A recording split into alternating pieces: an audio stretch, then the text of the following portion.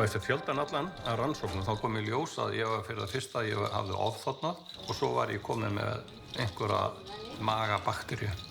Og ég var leystur út með vökva í æð og fullt af fúkkalyfjum. Og ég verð að segja það að ég var mjög hrifinn af sjúkrahúsinu í Nairobi. Mér fannst þetta mjög faglegt, þannig að ég fekk fullt traust á heilbrigðisþjónustunni í Nairobi og í Kenía. Þegar ég var búinn að ná vopnum mínum á 7. degi þá fór ég í það að skipuleggja framhald mitt í Kenía. Mér langaði til þess að heimsækja Kibera sem er stærsta fátækrahverfi í Afríku. Þar býr yfir 1 milljón manna á svæði sem er minna heldur en Vesturbærinn í Reykjavík. En áður en við komum inn í Kibera þá fórum við í gegnum risastóran útimarkað. Og ég hugsaði með mér svakaleg framleiðsla er hér á fatnaði í Kenía. En Freddy, leiðsögumaðurinn minn, hann sagði mér að þetta væri gjafafatnaður frá Vesturlöndum. Það kæmu 200 gámar á viku til Mombasa. Ég hef bara ekki séð annað eins.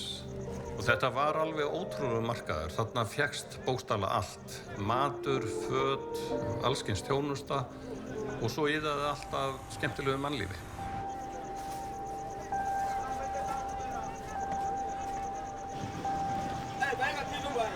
Það sem var líka aðstæða fyrir fólk að smíða og þarna komum við að hópi manna sem voru að smíða skartgripi. En þannig var að 2 vinir fengu þá hugmynd að búa til lítið athvarf fyrir atvinnulausa þar sem þeir kenndu þeim að smíða skartgripi. Þó að launin hafi ekki verið há, að þá fengu þeir verkþjálfun og gátu síðan nýtt sér stað við að ráða sig í önnur störf. Það meðanst þetta að vera gott dæmi mikla sjálfsbjargar viðleitni. Þarna var iðandi mannlíf og þröngar götur Kibera fann maður fullt af samfélagslegri þjónustu og gleði. Og síðan fórum við hittum hóp kvenna sem kölluðu sig Power Women Group, en konurnar sem eru allar HIV smitaðar tóku sig saman til þess að framleiða og skapa eitthvað til þess að selja, til þess að geta framfleytt sér og börnunum sínum. Mér fannst einstaklega bara lærdómsríkt og átaka mikið að koma og fá að skyggnast inn í líf þeirra. Og því næst fórum við inn í fátækrahverfið sjálft. Það fór nú ekki mikið fyrir hreinlætinu þarna. Skolpið var ofanjarðar og lyktin eftir því. Freddy benti mér á blokki sem var búið að byggja þarna í hlíðum Kibera. Þær voru byggðar af alþjóðabankanum á sínum tíma og var ætlað fyrir fólk úr Kibera. Síðan kemur í ljós að það fer að bera á því að fólki það fer að flytja tilbaka úr blokkunum. Það saknaði nándarinnar úr samfélaginu í Kibera samfélaginu. Þannig að blokkirnar voru orðnar margar hverjar meira og minna tómar. Og mitt í eymdinni er líka að finna fegurð og fallegt mannlíf, eins ótrúlegt að það hljómar. Sjálfsbjarga viðleitni og mannleg reisn knýr fólki til þess að rísa upp úr aðstæðum og reyna að vinna sem best úr stöðunni. Maður kunna meta frumkvæði sem að Freddy og hans vinur tóku þegar þeir fóru að bjóða ferðafólki að ferðast og fræðast Kibera. Vegna þess að allur afraksturinn hann fór síðan í það að byggja litla skólastofur fyrir ungviðin. Þannig að markmið þeirra var að ýta undir menntun barnanna. Okay. And what about how many students are there? So we are going to start with the 25 kids. So we have 10 up, 15 down. Okay. That's our target. Að hafa kynnst mannlífinu í Kibera með þessum hætti var mikil upplifun fyrir mig og ekki síður mikill lærdómur.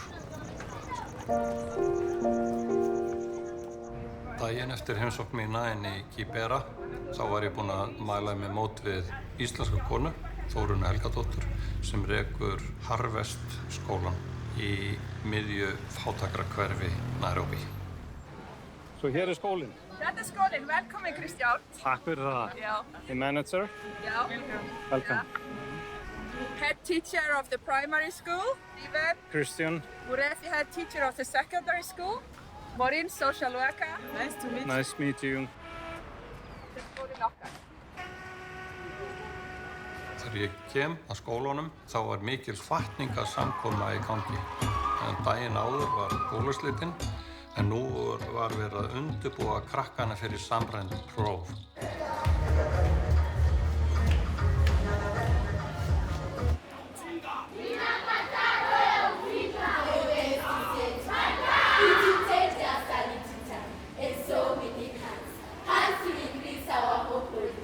Þórunn sagði mér að hún og eiginmaðurinn hennar að þau hefðu sannfært borgaryfirvöld að láta þeim í té landspildu sem var í raun og veru bara á miðjum ruslahaug.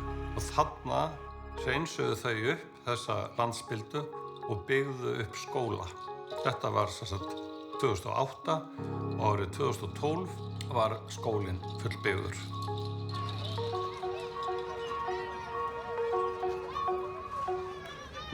I know what I'm talking about because we have come from far. Very far. You must know that there is somebody here in Kenya, in the slums, doing the work of God and putting the children in the way that they are supposed to be. Let's appreciate her. We thank you and we bless you. Thank you for the family. Thank you for all that are partners that are working together with her. In Jesus' mighty name we pray. Amen. Amen. I know you work extra, you come early in the morning, work late at night to get the results. Just be confident in yourself and know that the knowledge is there and you can do it. Það var stórkostlegu upplifun að fylgjast með Þórunni, samstarfsfólki og nemendunum í skólanum. Yes, you are my first kids since 2006 and 7 and now they are this big. Yeah. Þetta er Susan og þetta er fyrsta stelpan sem við björgum frá Loitoktok. Í Loitoktok þá eru stelpur umskornar og gefnar í hjónaband sem sagt á barnsaldri. Og Susan hún er sem sagt mikil baráttu kona og flúði þegar hún var barn og komst til okkar í gegnum vin og þannig byrjaði allt verkefnið í Loitoktok. Það komið með hana hingað til Nairobi til mín og svo förum við til Loitoktok, leitum upp í fjölskyldun hennar og svona kynnum samfélaginu þar.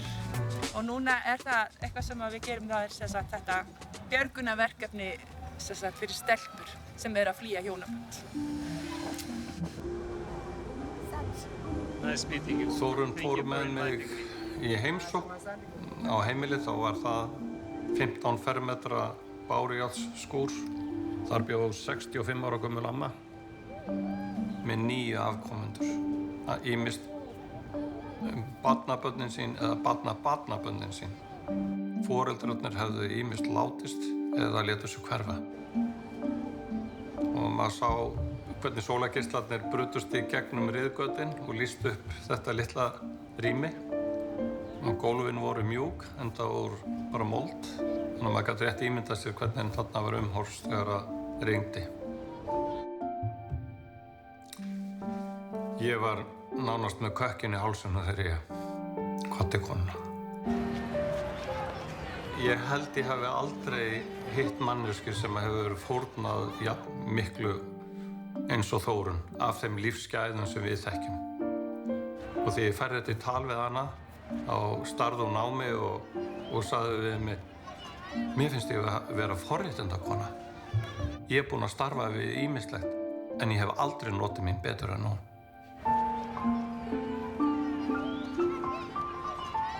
Mín forréttindi eru hins vegar þau að hafa kynnst Þórunni og starfi hennar í þágu bágstaddra.